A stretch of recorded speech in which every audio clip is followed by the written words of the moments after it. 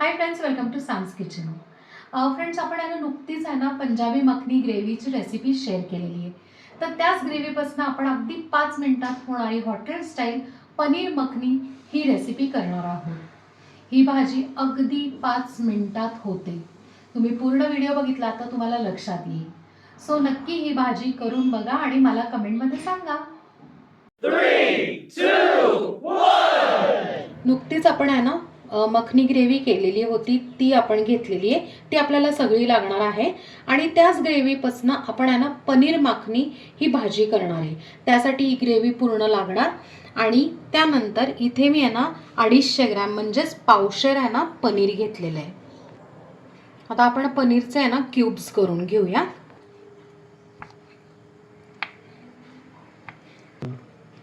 आपण मीडियम साईजचे आहे ना असे क्यूब्स करून घेतलेत. बाकीच्या पनीरचं पण आहे ना असेच करून घेऊयात. आपण सगळ्या पनीरचे आहे ना क्यूब्स करून घेतलेले आणि अगदी छोटासा पनीरचा तुकडा आहे ना तो आपण आहे ना थोडा किसून घेतलेला आहे. वरून आपल्याला गार्निशिंग करायचं आहे ना त्यासाठी. इथे आपण एक छोट्या कढईमध्ये आहे ना पाणी उकळायला ठेवलं आहे. आता आपण गॅस बंद करूयात आणि त्याच्यात पनीर टाकून घेऊया. आता मी इकडे आहे ना पनीर आहे ना जे कच्चंच आपण घेतलं होतं कट करून, तर त्या पद्धतीने आहे ना मी आहे ना ह्याच्यात फक्त डायरेक्ट तसं टाकते आहे. तुम्हाला जर रोस्ट करून घ्यायचं असेल तर रोस्ट करून सेम अशा पद्धतीने आहे ना गरम पाण्यात ते बुडवून ठेवायचं एक 5 ते 10 मिनटं. म्हणजे काय होतं की पनीर आपलं छान सॉफ्ट राहतं. हे पनीर ना सगळं असं छानपैकी आहे ना पाण्यामध्ये बुडलं पाहिजे, इतपत पाणी पाहिजे. आता काय करायचं आहे, पाणी तर छान उकळलेलं आहे. गॅस बंद करायचा आणि त्याच्यावर झाकण ठेवून एक 5 ते 10 मिनटं आपण बाजूला ठेवणार आहोत. आता पनीर आपलं सॉफ्ट होतं आहे तोपर्यंत आपण काय केलं, भाजीसाठी कढई घेतली आणि ही ग्रेव्ही सगळी याच्यात काढून घेऊया. त्यात ना आता ही जी ग्रेव्ही आहे ती घट्ट आहे म्हणून आपण ना जवळजवळ पाऊण ते 1 वाटी आपण पाणी हळूहळू मिक्स करून बघायचं आणि फारही पातळ करायची नाही आहे.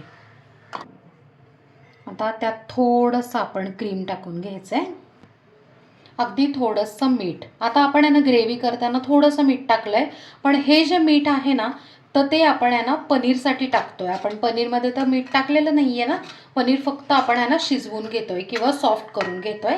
आता काय करायचं आहे की या ग्रेव्हीला छान उकळी आणून देऊयात आपण. आपल्या ग्रेव्हीला इतकी छान उकळी आलेली आहे, एक 5 ते 7 मिनटं झालेली आहेत आणि पनीर पण आपलं छान सॉफ्ट झालं आहे. मी झाऱ्यावर काय केलं आहे, असं पनीर आहे ना काढून घेतलं म्हणजे त्याचं पाणी अजिबात येणार नाही. आता आपण पनीर आहे ना ह्याच्यात सगळं मिक्स करून घेऊया आणि परत एक 2 मिनटं फक्त आहे ना त्याला उकळी काढून घ्यायची. का माहिती आहे का, म्हणजे पनीरमध्ये ना त्याचे फ्लेवर्स इतके छान उतरतात. फ्रेंड्स, इकडे एक ना टिप सांगायची आहे मला तुम्हाला. ज्यामध्ये आपण आहे ना पनीर सोक करून घेतलं होतं, उकळून घेतलं होतं ना, तर ते पाणीसुद्धा आहे ना प्रोटीनयुक्त असतं. त्या पाण्याने तुम्ही आहे ना रेग्युलर जी पोळ्यांची कणिक, भाकरीची कणिक किंवा पराठ्याची कणिकसुद्धा भिजवू शकता आणि ते तुम्ही आहे ना फ्रीजमध्ये 2 ते 3 दिवस स्टोअर करून यूज करू शकता. आता इथे ना भाजीला उकळी आलेली आहे, आपण गॅस बंद करून ती सर्व करूयात. फ्रेंड्स, मस्त असे ना हॉटेल स्टाईल चविष्ट पनीर मखनी तयार आहे आणि आपण ती सर्व केली आहे. आणि सर्व करायच्या आधी आपण आहे ना क्रश पनीर म्हणजेच किसलेल्या पनीरनी आपण गार्निश केलेली आहे. आता ही जी भाजी आहे ती तुम्ही रोटी, पोळी, फुलका कशावरही खाऊ शकता.